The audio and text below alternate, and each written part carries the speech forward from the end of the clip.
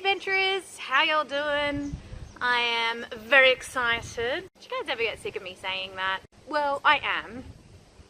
And you're excited too, because we are outside. It is a beautiful sunny day.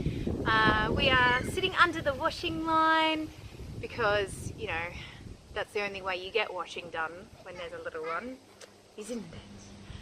We're very excited because we got a new tooth this week. We got tooth number 1. So we finally have a tooth. There are still like a bazillion that are still saying, I'm coming, and they're not. But I went and got some of the women's and children's teething gel. Apparently it's supposed to be the very best.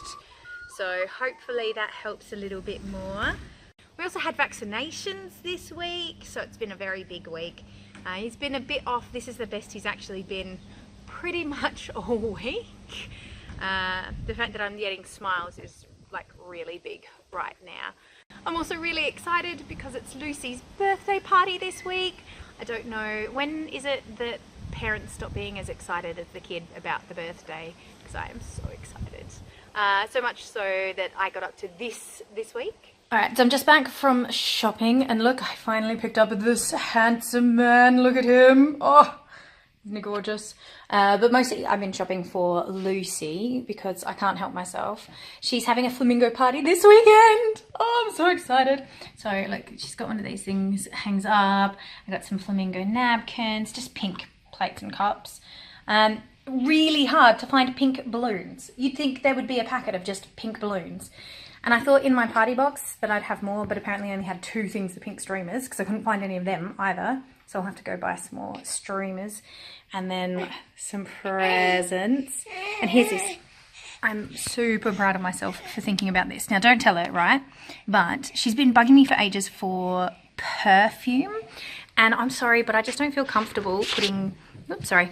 I just don't feel comfortable putting just random chemicals all over my daughter.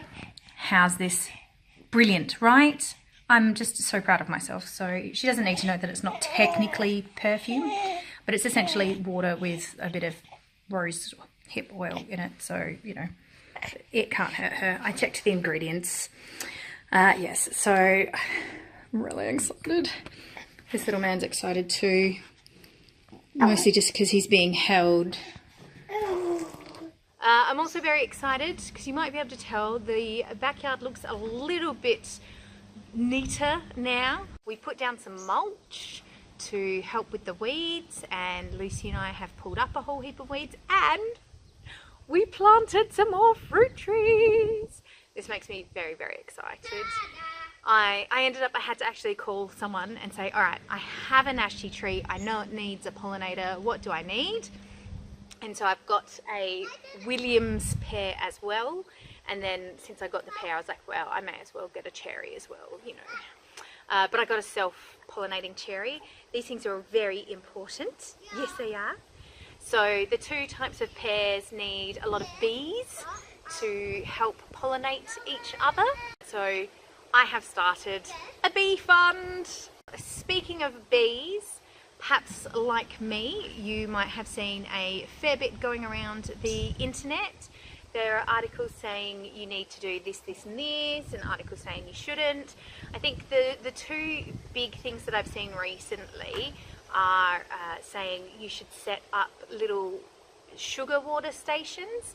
So either putting some sugar or some honey into some water, dissolving it in water and putting them out for the bees, so that when they get fatigued they can stop and have a little break and then make their way back to the hive. And then I saw some counter arguments saying no, that's a really bad idea and it's up to the beekeeper to look after the bees. So I was a little bit curious. I didn't really know what to think. So I did the smart thing. I called a local beekeeping supplies store. They have said, look, this is personal opinion based on their own study. So if you're actually concerned, ask your local beekeeper, like whoever's got the hive in the area. Really, it's up to them. There's a whole heap of laws, some national code of conduct that governs what beekeepers need to do. So, you know, speak to them, find out what they actually want. But she said the big thing was, personally, she would not recommend under any circumstances putting honey out for bees. It can cause cross-contamination and can actually, destroy hives. It's not going to make any issues for the honey that they produce, like it'd still be food safe, but you're going to end up without a hive and then not have honey long term. She also recommended don't use the sugar either. From what she was saying, I got the impression it's kind of the equivalent of if we went and ate fast food. You know, it's not really good for you. It'll kind of get you through and it won't kill you, but actually long term it could. So it's better that they have actual flower nectar. So if you are concerned, she had a couple of things that she did recommend. So basically it's all about planting a bee-friendly garden. Big things were blue and purple flowers, which made me so happy because that's what I've planted out the front. Medicinal herbs, she recommended particularly perennial basil. So that's got the benefit of the fact that you don't have to replant it every year going for it. But it's also, the bees really love that one as well.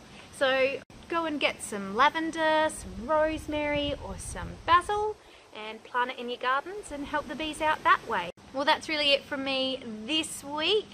Next week, it's Lucy's birthday. And we'll share all of that fun with you then. But in the meantime, happy adventuring.